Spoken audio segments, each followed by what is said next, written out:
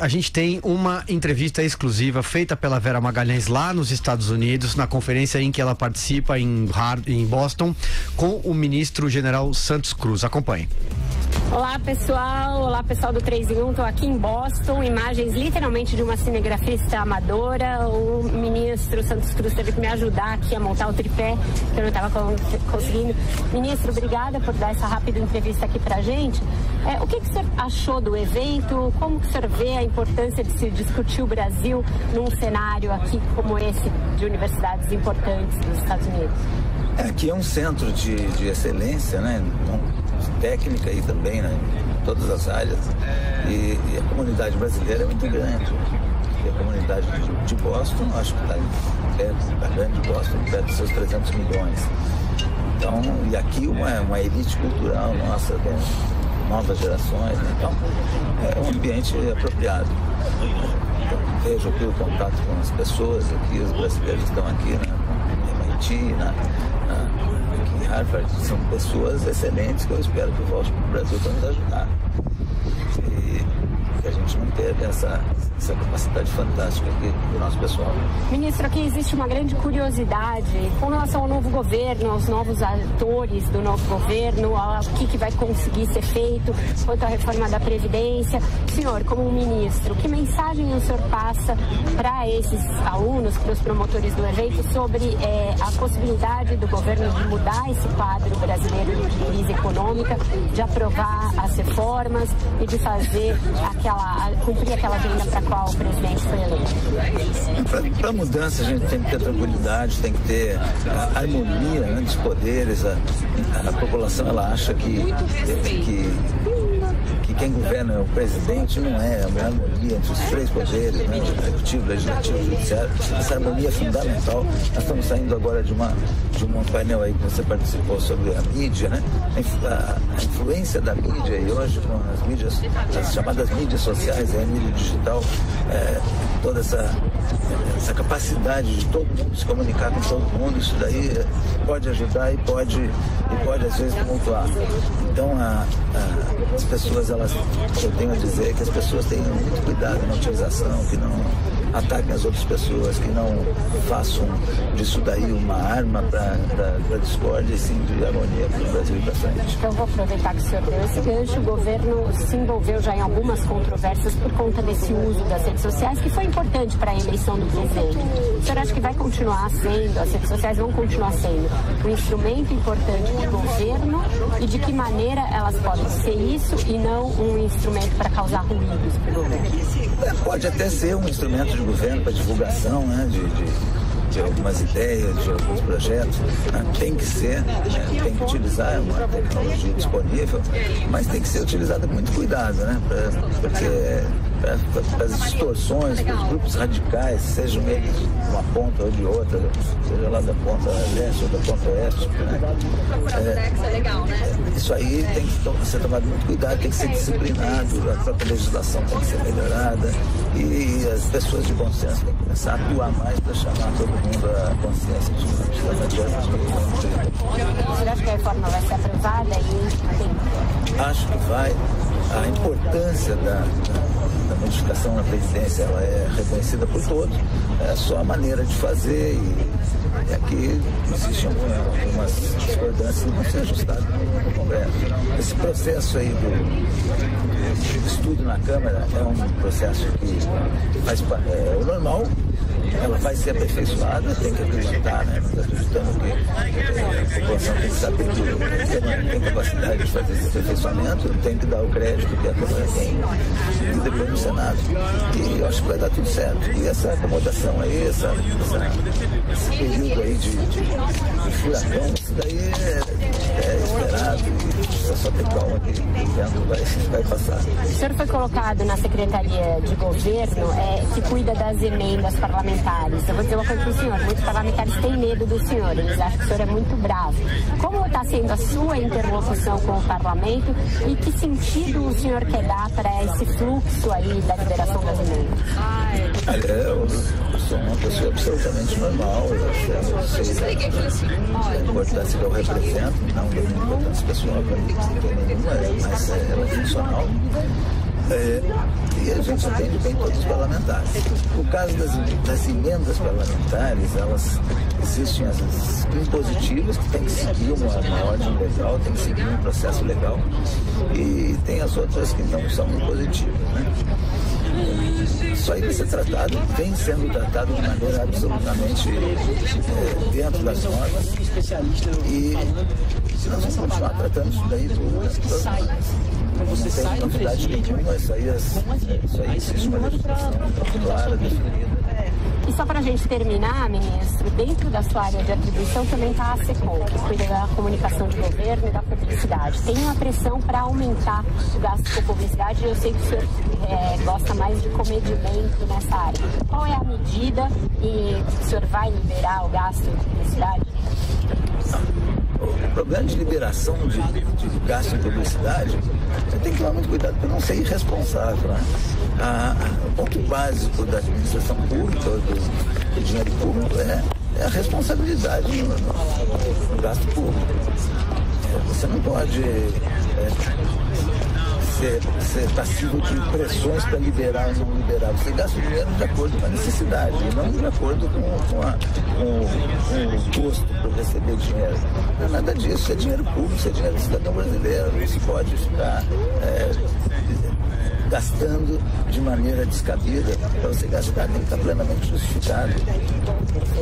Obrigada, ministro. Bom a palestra do senhor, você fala amanhã. Obrigada por atender a Jovem Pan aqui em Boston. É isso, pessoal, com vocês. Muito bem, esse é o microfone Jovem Pan lá em Boston, entrevista exclusiva feita pela Vera Magalhães com o general Santos Cruz. Ô Vera, antes da gente partir para outras pautas, eu quero comentar um pouco a sua entrevista, quero que você comente, porque eu adorei a seguinte pergunta: os deputados estão com medo da sua cara de mal, hein, ministro? E é verdade, os deputados têm medo da cara de mal dele. Tem gente que fala, esse ministro já teve em combate, ele já matou gente, querem que a gente vá falar com ele para pedir as emendas. Mas o Bolsonaro colocou ele por conta disso, Silvio. Quando o Bolsonaro decidiu designar um general para cuidar das emendas, ele falou, com esse daí ninguém vai ter coragem de pedir coisa espúria. E teve esse condão. Mas acabou que ele não tem o traquejo político que outros ocupantes desse cargo já tiveram.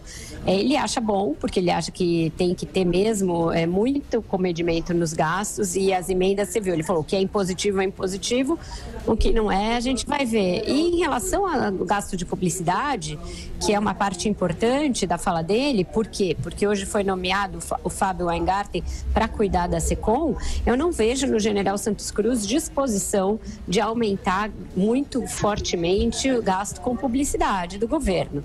Ele diz que é um dinheiro público, que tem que ser muito bem cuidado. Ele fala que não vai gastar milhões para uma campanha publicitária que pode ser feita pelas redes sociais de uma maneira mais barata.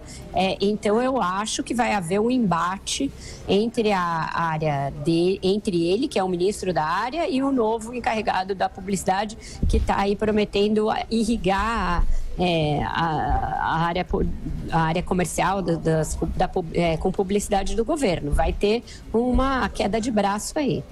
Muito bem, Andreasa, passo a bola para você, também as suas considerações sobre as palavras do ministro Santos Cruz, e como a Vera já falou, já emendando também numa outra pauta, que é a nomeação do Fábio Weingarten, o publicitário Fábio Weingarten, como titular do cargo aí da Secretaria de Comunicação. Eu gosto da austeridade do ministro Santos Cruz, eu acho que é um bom ponto de partida. Eu acho que aquele homem público que lida com o dinheiro público precisa ter um senso de responsabilidade muito grande, e isso parece ser natural no general Santos Cruz.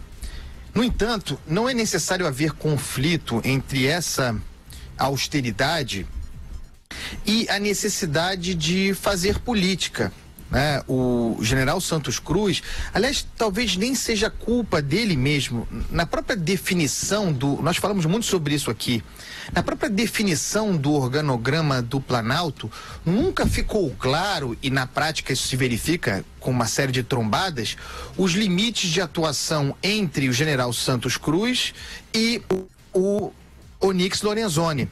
Ambos, porém, sem tinta na caneta, ou com pouca tinta na caneta para tomar decisões, para liberar recursos, etc. Então, em função também dessa incompreensão, dessa parca definição, ele se torna ou resta exclusivamente um ministro austero, temido, porém sem essa dimensão de interlocução, em parte porque as pessoas têm medo de falar com ele, em parte porque talvez ele mesmo não saiba até onde pode ir.